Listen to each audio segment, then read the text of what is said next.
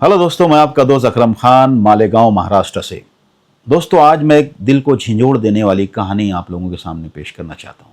एक माँ के दर्द की कहानी आप लोगों को सुनाना चाहता हूँ।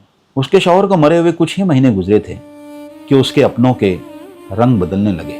कहते हैं कि मर्द एक इंसान ही नहीं होता, बल्कि वो एक औरत की इज्जत, उसकी छत, उसका मान हुआ करता है। और जब वही मान टूटता है ना, तो खूबसूरत और करीबी रिश्ते भी अजनबी बन जाते हैं।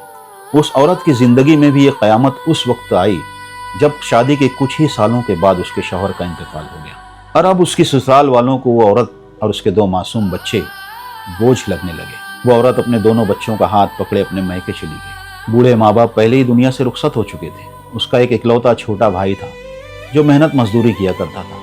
उसने साफ साफ कह दिया कि बाजी मुझे माफ़ करना, मैं तुम्हारा और तुम्हारे बच्चों का बोझ नहीं उठा सकता। मेरी भी फैमिली है, मेरे भी बच्चे हैं, मैं खुद बड़ी परेशानी में गुजारा कर रहा हूँ, इसलिए मुझे माफ़ करें। दुनिया के इस बेरहम मोड़ पर वो औरत बिल्कुल अकेली रह गई और फिर उस मजबूर औरत ने हार मानने की बजाय अपने अंदर की माँ को जगाने का फैसला किया। औरत के पास शौहर की छोड़ी हुई कुछ रकम थी। फिर उस औरत ने एक सस्ते से इलाके में किराए का छोटा सा मकान ले लिया और खुशकिस्मती से उसके घर के करीब ही एक गारमेंट्स फैक्ट्री थी, जहाँ पर उस औरत ने हेल्पर के तौर पर छोटी सी नौकरी ज्वाइन कर ली ताकि अपने बच्चों का पेट भर सके। उसकी ड्यूटी बहुत टफ थी।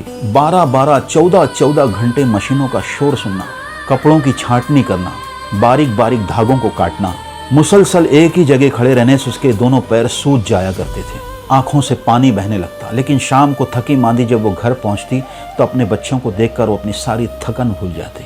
उसने अपनी मामूली सी तनख्वाह में से पैसे बचाए, अपने पेट को काट काट कर पैसा बचाया और उन्हीं पैसों से उसने अपने बच्चों का स्कूल में दाखिला करवाया। वक्त गुजरता गया, दिन महीनों में, महीने सालों में तब्दील होते गए और एक दिन ऐसा आया कि उसके दोनों बच्चे पढ़ लिख कर काबिल नौजवान बन गए।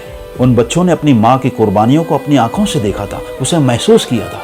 और बरसों के बाद उसी गारमेंट्स फैक्ट्री में एक असामी खाली हुई। उस औरत ने अपने बड़े बेटे को फैक्ट्री के मालिक के सामने पेश किया और कहा कि साहब, मेरा बेटा पढ़ा लिखा है, आप इसे नौकरी पर रख लीजिए, चाहे तो आप इसका इम्तिहान ले लीजिए। फैक्ट्री का मालिक उस औरत की ईमानदारी, उसकी खुददारी को जानता था। सेठ ने कहा कि मुझे आपके बेटे का कोई इम्तिहान लेने की ज़रूरत नहीं है, आज से ये नौकरी आपके बेटे की हुई।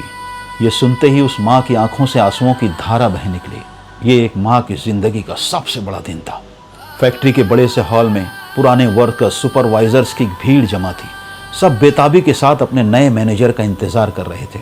मैनेजर हॉल में दाखिल हुआ, सारे लोग खुशी से तालियां बजाने लगे। उस नौजवान मैनेजर ने अपने कैबिन पर नज़र डाली। कैबिन के अंदर उसके मैनेजर की कुर्सी खाली पड़ी हुई थी। उसने कुर्सी को देखकर एक नज़र उसने अपने सामने खड़ी भीड़ पर डाली। उसकी आंखें जैसे किसी को तलाश कर रही थी। तभी दूर भीड़ के पीछे उसकी माँ पर उसकी नज़र पड़ी, जो एक कोने में खड़ी हुई खुशी के आंसू बहा रही थी। नौजवान मैनेजर हुजूम को चीरता हुआ पीछे गया। उसने मोहब्बत से अपनी माँ का हाथ थामा और उसे लेकर भीड़ से बाहर आ गया। फिर अपनी माँ को लेकर वो अपने कैबिन में पहुंचा। वहाँ पर मैनेजर की कुर्सी पर अपनी माँ को मोहब्बत से बिठाया और सामने खड़े हुए लोगों से कहा कि इस फैक्ट्री का मैनेजर मैं नहीं, बल्कि मेरी माँ है। अगर मेरी माँ ने 20 सालों तक इस फैक्ट्री में पसीना ना बहाया होता तो मैं आज इस कुर्सी पर बैठने के काबिल नहीं होता। मेरी इस कामयाबी की पूरी पूरी हकदार मेरी माँ है, सिर्फ मेरी माँ। ये मंजर देखकर वहाँ मौजूद हर इंसान की आंखें नम हो गई। हर कोई उस अजीम माँ और उसके वफादार बेटे के जज्बे पर रश्क कर रहे थे।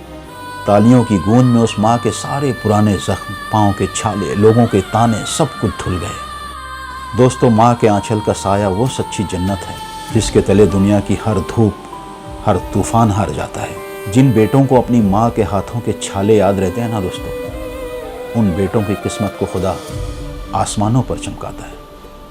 बहुत बहुत शुक्रिया दोस्तों, अगर ये वीडियो पसंद आई है तो इसे ज़्यादा से ज़्यादा लोगों में शेयर कीजिए, अच्छी अच्छी कमेंट्स कीजिए और हमारे पेज अकरम खान को फॉलो कीजिए। खुदा हाफिज़।